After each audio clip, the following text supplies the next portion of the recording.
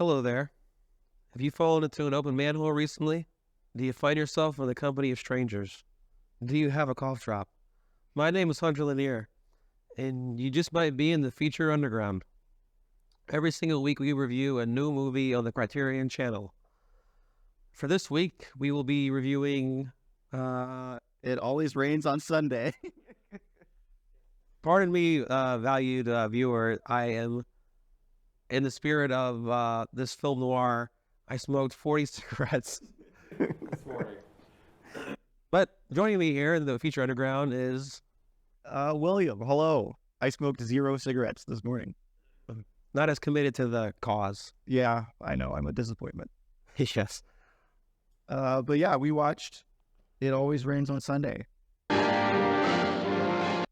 One of the supreme achievements of British noir, this vivid, atmospheric plunge into the dead-end world of post-war London's gritty East End features striking performances from Googie Withers as Rose Sandgate, a Bethnal Green housewife trapped in a life of claustrophobic domesticity, when a former lover who is now an escaped convict suddenly appears looking for protection from the police.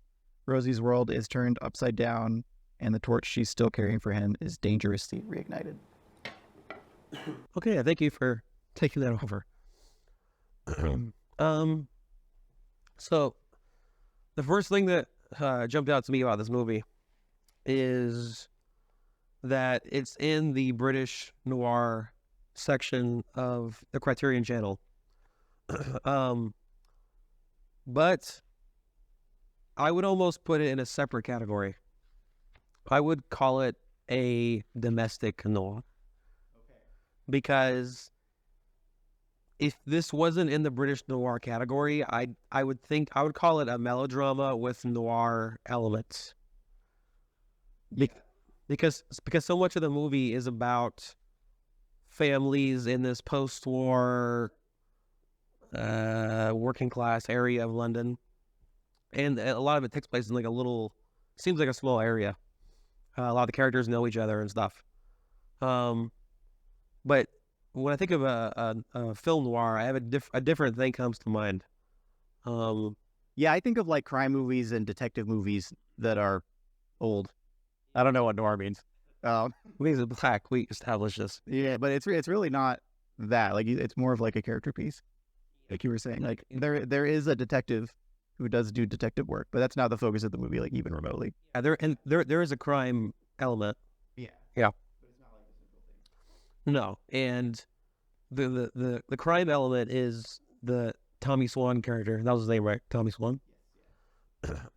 Escaping prison, and holding up in his ex-girlfriend's home. She has gone on to start this life of motherhood, which she's obviously not. There's at least some degree of regret there. For sure. Yeah.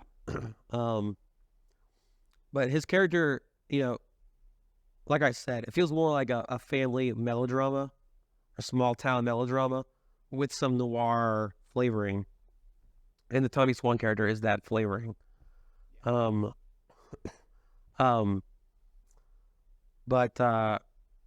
the other thing that stood out to me right from the beginning is that the movie introduces a lot of characters all in this little, like we said, small area.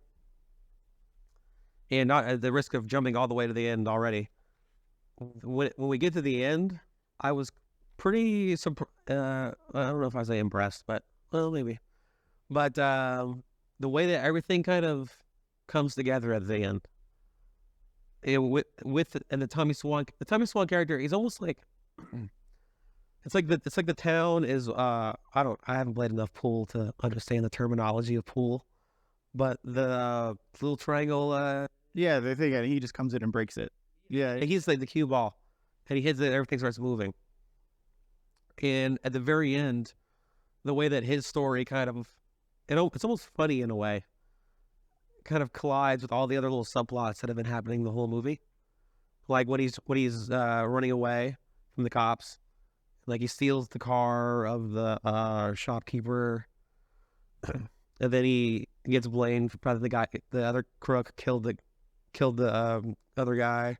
Yeah, Whitey Bull, not Whitey Bulger, but Some other Whitey. yeah. So that stuff was really good, and it is interesting how like Tommy Swan is like, I guess, the most central character, and we do spend a lot of time with him, but he's not really that important to the story.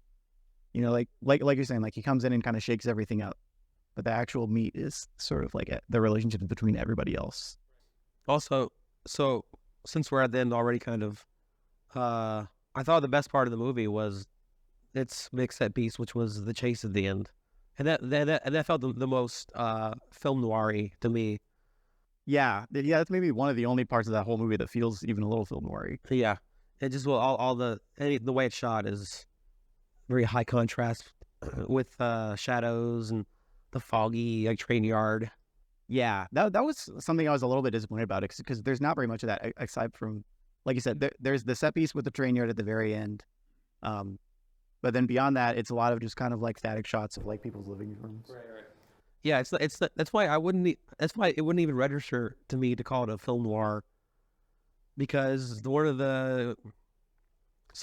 read the like official definition of film noir, which I don't think that's a real, but my definition is, and this was part of the actual definition, but is highly stylized. And this movie's not super stylized. Yeah, there's a vibe, like there's a specific energy that those movies have. This really doesn't. No, when it starts, it does have a certain vibe that I thought was like, oh, that's like an interesting spin on film noir, which is and it's in the title, where it was just raining all the time, and I thought, oh, that's kind of, it sets a certain mood, where it's like raining outside, everyone's like huddled inside. But it didn't really double down on that in any kind of meaningful way. Yeah, not really. Like it doesn't. I don't think it comes up at all after that. There's a little kind of like introductory piece that I guess does feel a little bit more maybe like noir-y, where like you see Tommy like escaping from prison and like running down train tracks and stuff, and then that's, you get the sort of like, it's a rainy day and everybody's kind of going inside or doing whatever they're doing. Oh, and also going back to the chase at the end. One funny thing is that when he's running away from the cops, and he climbs that wall. Do you remember that part? So when I watched that, I was like, did he just go back into prison? Is it the prison?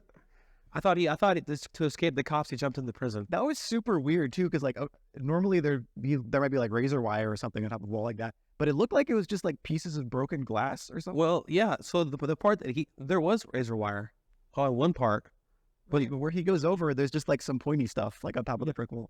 Well, another calling card of film noir that I didn't get a ton of here. It's not like it's bad or anything, but is the dialogue. When I think of film noirs, I think of very snappy, cynical, very smart-assy kind of dialogue. You did get some of that. There's some, but there wasn't like, I didn't write down. There weren't any lines that I had to like, oh, I'm gonna write that down. That's a good one. Yeah. There were some that this weren't write down worthy.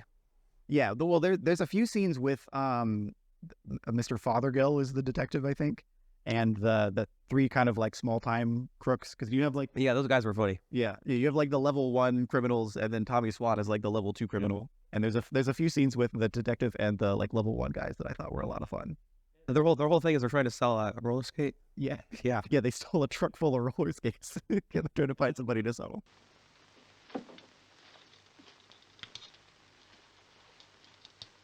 We've got a grocer, those. They say, look, 15 bob a pair. Very nice. Very nice indeed. My skating days are over. Don't waste my time. I can't use stuff like that.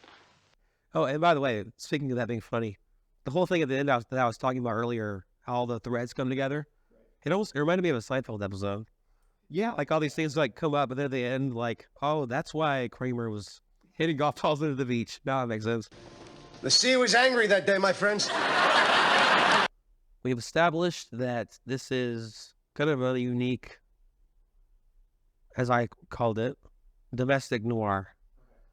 That being said, a big part of the movie is the relationship between Tommy Swan and Googie. Who's Googie play? Googie. Yeah, just gooey. Um, that's a big part of the movie. Did that work for you? I think it did, yeah. Um, I think we get enough of her backstory that all of their relationship stuff works. Um, I like too how you can kind of tell. We talked about this a second ago. How like her, regretting being where she's at now, kind of like infects all the other relationships in her life. Yeah, the movie does a good job in that way of making her making her a three-dimensional character really quickly, where you kind of immediately understand her, and without the movie doing a lot to get there. Yeah, like I think we get a couple of like really good flashbacks at the beginning of the movie, and then it's a really good performance too, which I think helps a lot. And I like how in her younger days, where like, her whole life is ahead of her. She's free, a free spirit. She's blonde. Yeah, I hadn't even thought about that, but yeah. But yeah, I like that element of, because it's almost become its own genre of that suburban disquiet. Movies like American Beauty and The Stepford Wives, that kind of like suburban unrest. Like everything looks okay on the surface, but there's something weird going on. And so I kind of liked that we kind of mixing that into a noir, mixing that with some noir elements. But yeah, and the way her character is kind of almost hates herself, and then takes that hate and kind of like projects it out onto her family, and her husband's just kind of, he's not a bad guy, but he's a little boring, and yeah, he's kind of a cardboard cutout of a like 1940s husband guy. Yeah, he just eats dinner. He doesn't really do anything. Okay. Well, so let's get to our ultimate impressions of the movie. You go first. Okay. I liked it a lot. I think it's really, really well acted. I like having it be this kind of like jumping around. Like you said, it's about sort of the community. I mean, you get like you do in like American Beauty, or like, I don't know, even like this is a weird comparison to make, but even like a Parks and Recreation or The Office or something. Like you have this kind of like group of people that you get to jump around between, and they're all fun characters. Well, mostly. Yeah, I thought it was good. Like I said, it didn't have a lot of that film noir stuff that I like a lot. The heavy stylization and the really good dialogue. And it had some stuff that I'm not as big a fan of, like melodrama. But that said, I thought it was good. I thought it was fun. And again, like I loved all the ancillary characters and how they reacted and how it all kind of came together at the end. I thought it was fun. Yeah, it's good. The vibes aren't there, like you're saying. Like the noir stuff is not really present, aside from right at the beginning and right at the end. It's also not. I don't think it was particularly well shot. Let's say if I were to go to your Letterboxd account.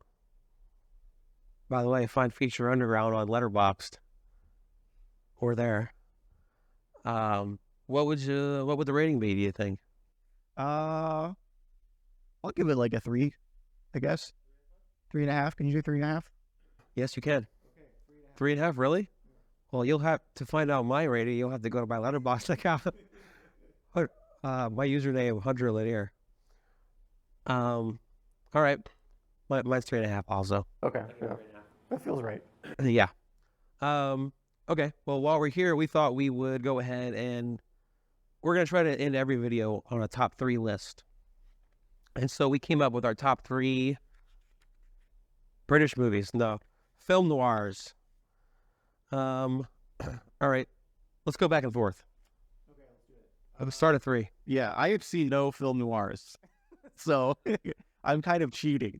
But I'm going to go, my number 3 is going to be No Country for Old Men. What's the most you ever lost in a coin toss? Which is recent and not very noir, but it is crimey.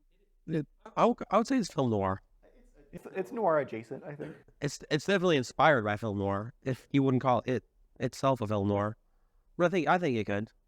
I think the definition is pretty malleable. Okay, so my number 3 actually don't have these ordered, and I have 5. Number 3 is a movie called Brute Force. This movie stars Burt Lancaster. Came out, and I'm not sure exactly what came out, but I want to say 50, or maybe it's 40s. I don't know. 40s. I'm gonna say late 40s, early 50s as a guess. Wait, I mean late 50s. I actually don't know. Our researcher is looking it up right now. I think 47. Okay. And this movie came out in 47. Yeah. Yeah, that's it. I almost didn't immediately think of this movie as a noir because it's entirely set in a prison, and I think of it in that genre of prison escape movies, which is kind of its own thing in my head at least. But it's to me one of the I'd maybe call it the best prison escape movie ever made. Maybe, or at least top 3. Amazing performance by Burt Lancaster. He is so good in the movie. What are you figuring? 12:15 tomorrow. You're crazy. That's just where we've got a chance. This takes timing, planning. No. The longer you wait, the longer the odds. Somebody cools off, another guy stalls, a third guy can't keep his mouth shut. No, for us it's now. We hit him hard, fast, suddenly we make it. It nails crowd pleasing moments without coming off like it's reaching for them. It's one of the few movies that does that really well. Highly recommend that one. I think that might be on Criterion Channel. Maybe. There's definitely a Criterion Blu-ray of that one. Better than Prison Break? TV show on the CW. I can't watch it. I didn't watch it, so I can't say for sure. I can't. Yeah. Number 2. You're number 2. Okay. Yeah, my number 2. Again, we're gonna use the definition of noir very loosely. I'm gonna go with Under the Silver Lake, which was like 2015-ish. Sounds no, because that came out after I started reviewing movies, so it would have been like 2018. Or closer. Researcher. 2018. Okay. But yeah, it's got some crime stuff. It's very like old Hollywoody. Yeah, it takes place. It's in Hollywood, right? Yeah. I think Silver Lake is like, I think it's called Silver Lake in Hollywood. Yeah. It stars Spider-Man.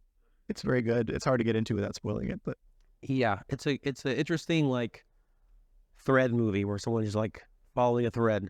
yeah. That's what I like in these kinds of movies. I like the detective stuff too, where you kind of, they give you like a puzzle to solve, I think, and you slowly unravels.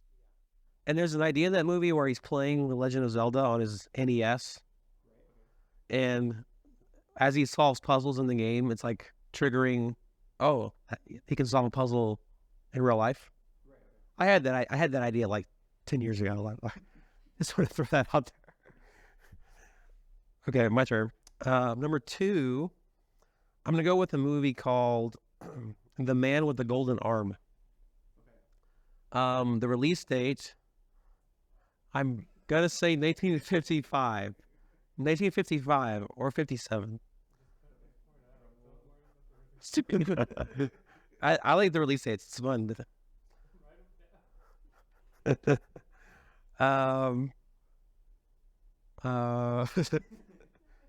55. Got it. Okay. So this movie, again, it's another one where there's no detectives. So in that respect, it's not immediately film noir, but where it fits in that genre in my head is that it's a very somber, cynical movie. Frank Sinatra is the main character. He plays a heroin junkie. And the movie begins, he gets out of, I can't remember if it was prison or some kind of rehab. I don't know if he even had a rehab in the 50s. Prison, yeah. So he gets out of prison and he returns. It's almost like It Always Rains on Sunday, where it takes place in a small community. And so he returns to this community. His girlfriend's in a wheelchair, and he's trying to get his life back on track. So he's trying to get a job as just like a drummer in this local jazz band. And the movie is his struggle to put his life back together after getting out of prison and to resist all those old temptations. Because his heroin dealer is still in town, and he's like, hey, man, you remember me? 6 months. You can hardly wait, I bet. Come over my place. Come. Oh, thanks, Louis. You broke? Well, now ain't you being stupid? It's for free. I don't need it, is all. I kicked it. Oh. Kicked it? One of that. I mean it. Sure. I'll be around. So he's constantly trying to resist that and focus on his girlfriend and his life and make everything right. And it's such a good movie. Frank Sinatra is a surprisingly good actor, by the way. Yeah, I'm kind of surprised. I haven't seen anything. Yeah. There's one scene where he tries to quit heroin cold turkey, and it's, he overdoes it a little bit. Yeah, he's like rolling around and stuff. Like Train Spotting. Yeah, sort of. But another great movie, another movie I would recommend anyone. Great movie. Okay, what's your number one? Okay, my number one is going to be, I'm going to use this for every single topic we do. It's going to be Blade Runner 2049, which came out in 2049. I don't know, 2018 maybe. Wait, what? It sounds right in my head. Oh, okay, I was close. But yeah, it does. It's really, really good at that sort of thread unraveling thing, right? Like you're given something to latch onto, and then they kind of slowly drip feed you more and more information until, revelations at the end. Yeah, and it really nails the moody, quiet protagonist. Yeah, the aesthetic is really on point. Yeah, that's a great one. All right, my number one.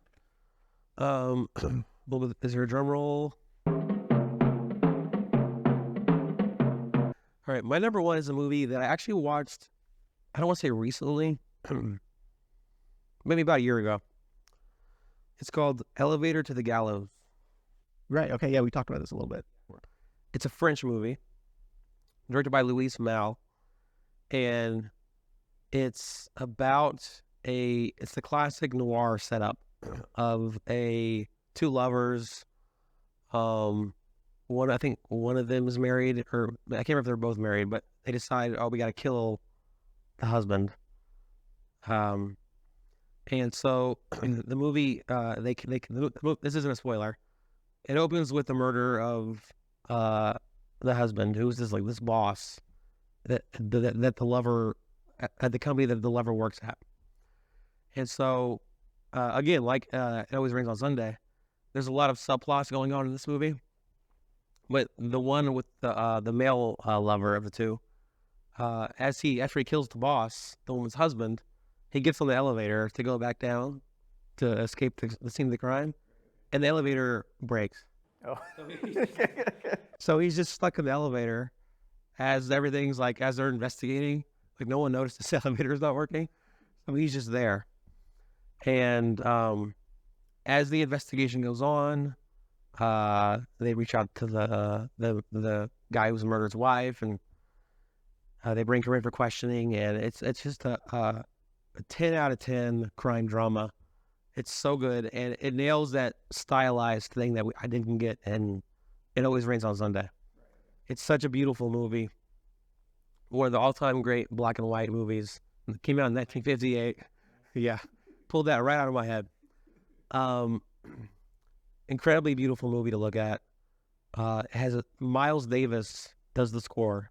It's an original score by Miles Davis, so it even has like the jazzy score to it, it's just a 10 out of 10 movie, 10 out of 10 film noir. Highly recommend it to anyone. All right, so those are our three favorite film noirs. Let us know what yours are in the comments below. And also let us know When they came out, that's important. We need to know that. Yeah, if they don't have years, we'll delete your comments. Then let us know what you think about our choices. Have you seen any of these movies? What do you think about them? All right. Well, we're at the end of the video. This is always the hardest part to end. But we're going to have to say goodbye. I'm going to have to find a hospital. Like the video, subscribe. It's very easy to subscribe. It's just a simple click. It's not like you have a certain amount. So just please click. It'll help us a lot. Commenting helps too. And then we have all our social media channels, Facebook, Twitter, or is it, what's it called now? Yeah, Threads. Twitter, Threads, Z. What's the other ones we have? TikTok, Instagram, and Letterboxd. We're on Letterboxd. So go find us on there and go find our individual accounts too. All right. Next week we'll do whatever. We haven't decided yet. Okay. See you next time. Hope you have a wonderful day. Do something nice for someone.